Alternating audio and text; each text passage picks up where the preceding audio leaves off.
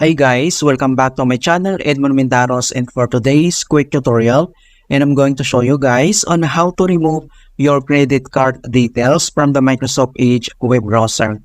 You can easily edit and remove informations that save and being stored on your browser. Alright, so without further ado, and let's go ahead. Ang next step ay open lang natin ang Microsoft Edge web browser. And then dito lang sa top right corner and select mo lang yung three dot icon.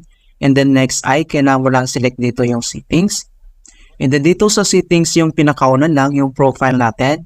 And then dito lang sa right side ay scroll down. And then select mo lang dito yung payment info. Okay, so click mo lang ito.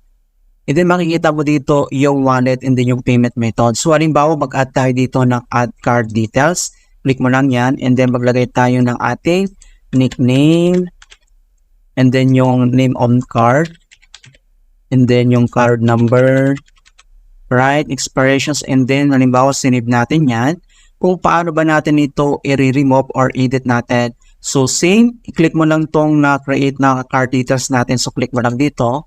And then next, kung may Windows security ka, so kailangan mo lang i-enter yung Windows security natin. And then, so pop up itong ating payment method edit card. Okay, so kung paano ba ito ay remove, so scroll down ka lang, makita mo na dito kaagad yung remove. So ito na yung bagong settings ng Microsoft Edge, mga kaibigan, yung bagong update. Okay, so click mo lang itong remove, and then click mo lang itong remove card, click mo lang ito, and then ganun lang siya kadali, mga kaibigan, kung paano mag-delete ng informations of credit card.